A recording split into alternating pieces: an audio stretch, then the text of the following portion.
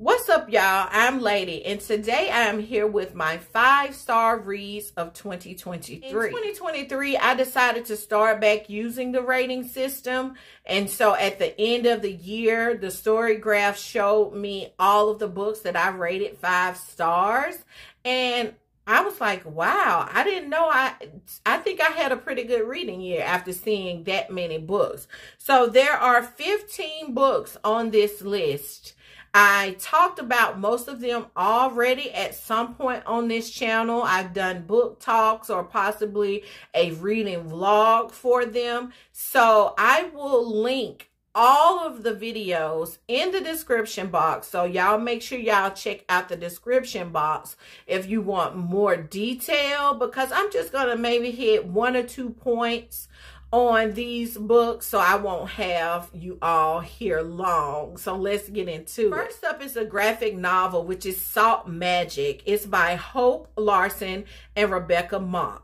What I loved most about this story was the historical part of it, as well as the fantasy.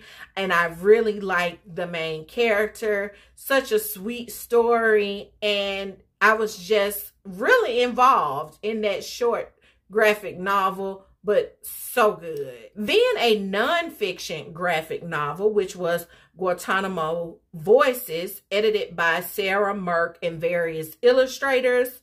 This one is important nonfiction. You know, it just continues to baffle me day to day how humans treat other humans. It's sickening. I hate it. This one was a hard one to read, but I do recommend it. There was Bitter Roots volumes 1, 2, and 3. I enjoyed this series. I need to look up and see if it's going to continue past the 3rd volume, because I need more. I need more from those characters. Then Little Man by James Baldwin and illustrated by Yaron Kazak. This one was really good, and I think my last video of 2023, I discussed my thoughts on this one. So definitely check it out. I mean, a children's book by James Baldwin, I just couldn't get enough. Then a memoir I read was Cicely Tyson's Just As I Am. OMG. I absolutely loved it. It was so inspirational. You know what I'm saying? Me being 40 and thinking if I possibly could live to her age, which I think was like 96, like I still have a long time ahead. And in that book, she talked about certain changes that she made in her life in her 40s that affected her going forward. So yes, so inspirational. And just to think that she got this book out to us just months, I believe, before her passing. So I do highly recommend Just As I Am. I got in some literary fiction, which was Loverman, Mr. Loverman by Bernardine Evaristo. This one was excellent. I enjoyed this one by audio as well as reading the physical book. So good. Well thought out characters, an excellent story, all of the above. It checks all the boxes for a 5-star read. Like Water for Chocolate by Laura Esquivel. This is an oldie but goodie, and this was my first time getting to it. And I loved it. It had magical realism in it, which I usually am not a fan of, but it was done so well. So if this is like it had been sitting on my shelf for years, if this is one that you haven't gotten around to, go ahead and get to it. The Healing by Jonathan Odell. This one was a kind of like a slave narrative story. I absolutely, loved Polly, one of the main characters of the story. She will be one of my favorite characters of all times, I think. At least so far, she's one of the favorite characters I've ever read. Jonathan Odell is a white man telling this story, but it was not problematic at all. He did an excellent job with this story. Last Summer on State Street was a story by Toya Wolf. And y'all, I just sat with this book after I finished it. It's one of those that you finish it and you just stare off into space. And like, what did I just read? I really identified with so much of this book. It reminded me of my girlhood in the 80s and 90s and things that happened. It was so good. And this one hasn't gotten, I don't think I've seen a lot of talk about The Last Summer on State Street. So I really recommend it. Another one is Light Skin Gone to Waste. And this one is by Toni Ann Johnson. And all I have to say is read it. Read it. And check out the book talk that I did about it. It was so good. She it's about her life. But I think it's considered nonfiction though. But anyway, I go into detail on that in the video. But yeah, Light Skin Gone to Waste. That's another one that I haven't seen anyone talk about. So yeah, check it out. Butter Honey Pig Bread by Francesca Eculiasi is a top tier 5-star book. Her writing was amazing.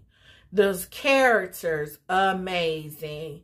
One of my favorite characters of all time is in that book as well. I really loved, I believe her name is Taye. So good. If y'all haven't, I have seen this one on a few lists for 2023.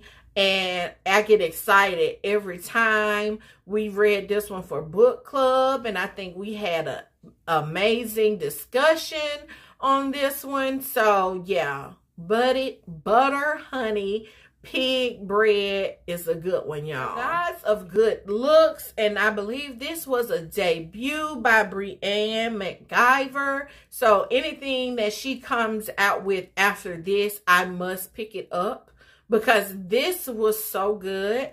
I read it during the Caribathon, and I don't think I talked about this book on my channel, but I didn't do an individual book talk. But it was so good. So good. Topaz by Beverly Jenkins. I've read 5 of her books this in the summer of 23. And Topaz was my favorite of the 5.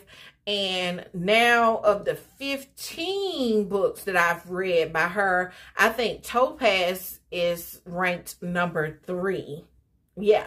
Of the 15. This one was really good. I love the adventure. An action-packed romance. I'm here for it. Just like Captured was. That one was an action-packed romance by Beverly Jenkins. And so, yeah. Topaz is up there with Captured.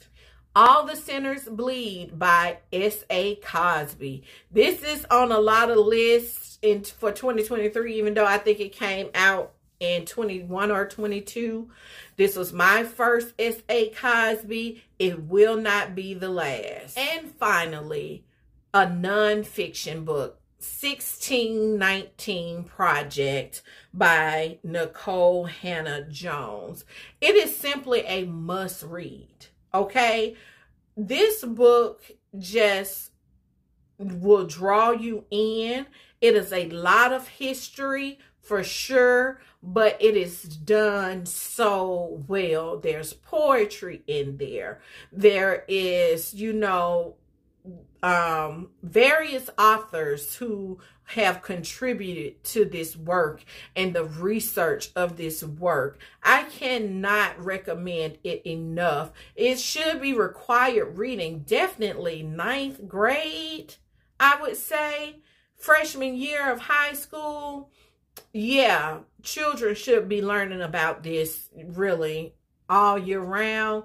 But if you want a perfect, I think a perfect book for Black History Month, I would definitely say the 1619 Project. So that is it, y'all. Those are my 5-star books of 2023. I hope you all enjoyed this video. In the comment section below, Give me one of your 5-star reads of 2023. And I'm Lady, y'all. I will see you in my next video. Bye, y'all.